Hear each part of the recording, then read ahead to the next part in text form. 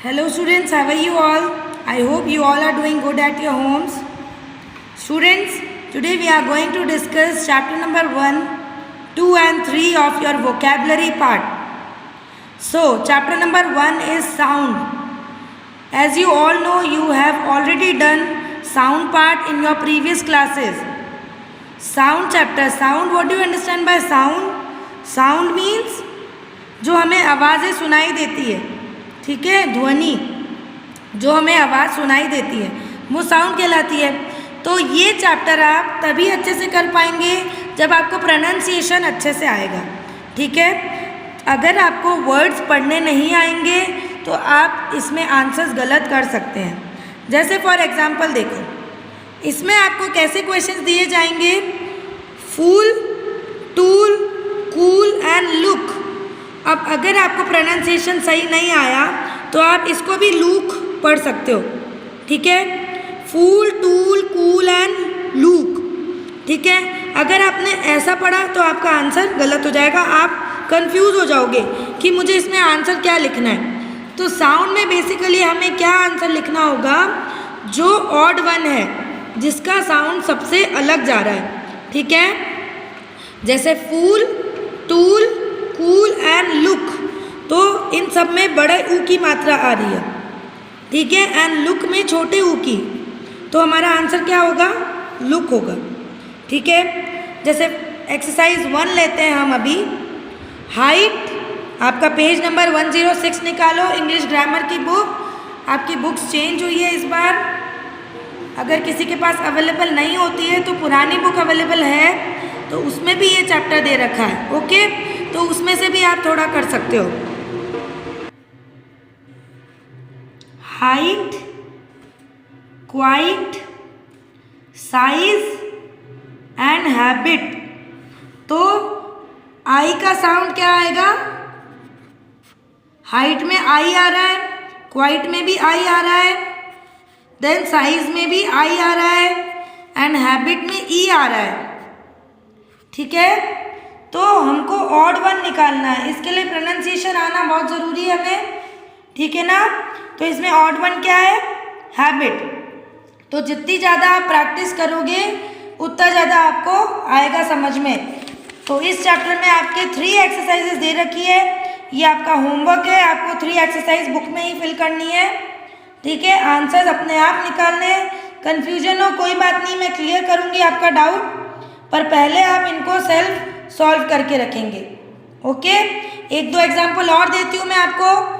Exercise 2 में से ले लेते हैं हम, जैसे यू 8th वाला लेते हैं, स्टूपिड, यू का साउंड आ रहा है, जिस लेटर पे अंडरलाइन करी हुई है उस लेटर का साउंड आपको फाइंड आउट करना है।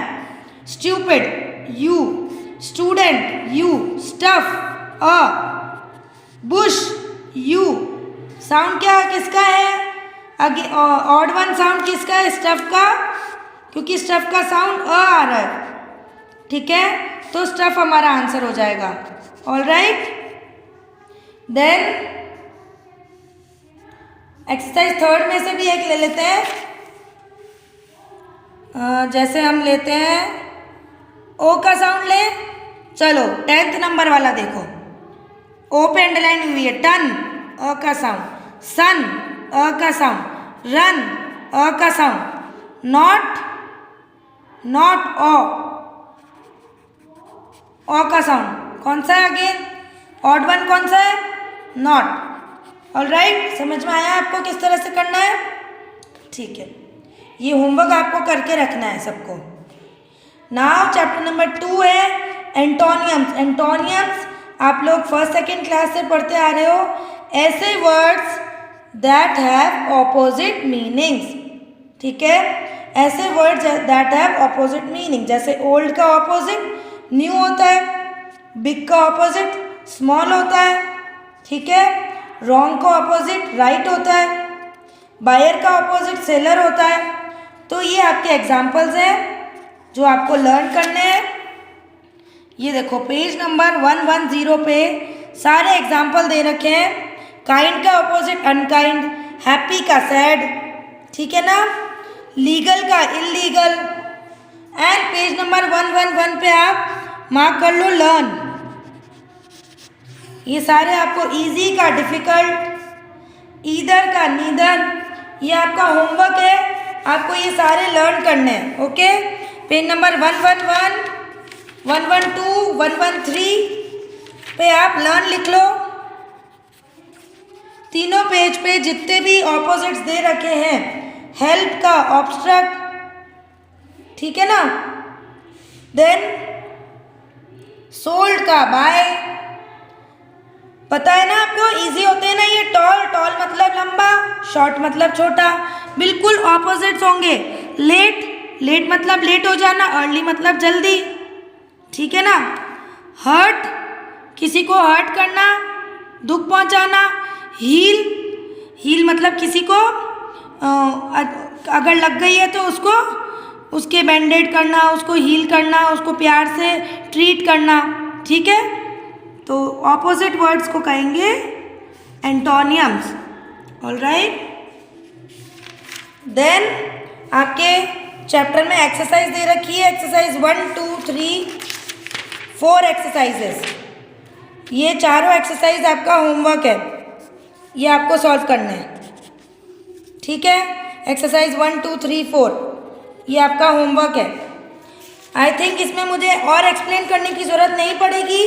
एंटोनियम्स आप अच्छे से पढ़ सकते हो, ठीक है। करेक्ट का क्या है, इनकरेक्ट। अगर मैंने कोई आंसर करेक्ट लिखा है तो बोलूँगी करेक्ट, और अगर पूरी तरह रॉन्ग लिख दिया तो इनकरेक्ट, ठीक है। बिगर, बिगर मतलब बड़ा, स्मॉलर मतलब छोटा, ठीक है। लव मतलब प्यार करना, हेट मतलब नफरत करना। ये सारे एंटोनियम्स हैं जो आप प्रीवियस क्लासेस में पढ़ते आ रहे हैं। एंड नेक्स्ट चैप्टर आपका है synonyms. Synonyms means the words which have similar meaning, same meaning वाले वर्ड, ठीक है। जैसे फॉर एग्जाम्पल आप इंग्लिश 1 में वर्ड मीनिंग करते हो ना वर्ड मीनिंग, तो वर्ड्स की मीनिंग होते हैं, सेम मीनिंग वाले वर्ड्स को कहेंगे एंटोनियम्स, ठीक है। ये तो और भी इजी है। ऑपोजिट्स अगर आपको टफ लगते हैं तो सिनोनियम्स बहुत इजी लगेंगे, सिनोनियम्स टफ लगते हैं तो एंटोनियम्स बहुत इजी लगेंगे। वैसे आपको दोनों ही इजी लगने चाहिए। ओके, तो देखो डेंजरस, एग्जाम्पल बताती हूँ। डेंजरस मीन्स जो रिस्की हो, तो इसका आंसर क्या हो जाएगा, रिस्की। टैलेंट मतलब हमारी स्किल्स, हमारी एबिलिटी, तो इसका आंसर है एबिलिटी एंड स्किल। कोई भी एक सिनोनियम लिख सकते हो आप, एक मीनिंग आप लिख सकते हो, ठीक है। तो पेज नंबर 117 पे लर्न लिखेंगे सब, ये आज का होमवर्क है आपका।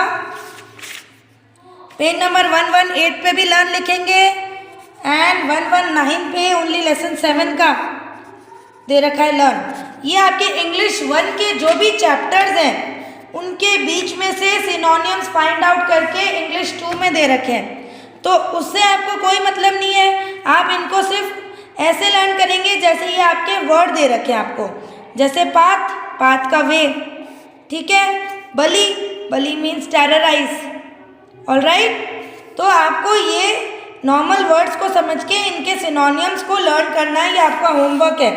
Page number 117, 118 and 119। Then page number 119 पे आपके एक्सरसाइज दे रखी है 1 और 2, वो दोनों एक्सरसाइज भी आपका होमवर्क है जो आपको कंप्लीट करके रखनी है। ऑलराइट, तो आई होप आपको साउंड, सिनोनियम्स एंड एंटोनियम्स में कोई दिक्कत नहीं आएगी। आप फिर भी अगर आपको कुछ भी प्रॉब्लम आती है आप उसे नोट डाउन करके रखो, और ये आपको नोटबुक में नहीं करने हैं, ये आपको बुक में ही फिल करने हैं। फिर भी अगर कोई बोलता है कि मैम हमारे पास बुक्स अवेलेबल नहीं है, तो आपको मैं PDF जो सेंड करूँगी उसको आप नोटबुक में एज इट इज़ कॉपी करके रखेंगे, ऑलराइट। क्योंकि बाद में रिकॉल इसका नहीं होगा, ये बहुत इजी चैप्टर है, ये रिकॉल वीडियो ही समझो आप, बिकॉज आप साउंड, एंटोनियम और सिनोनियम प्रीवियस क्लासेस में पढ़ते आ रहे हो, ठीक है। तो साउंड मीन्स ऐसे वर्ड्स, साउंड में क्या निकालना है आपको, ऐसे वर्ड जिनका साउंड ऑड है, अलग है सबसे, ठीक है। एक बार रिकॉल करवा देती हूँ वापस से। जैसे IE का साउंड ले लेते हैं, मान लो तो पीस दिख रहा है आपको 12th नंबर वाला, पीस IE का E आ रहा है। Shrink E, believe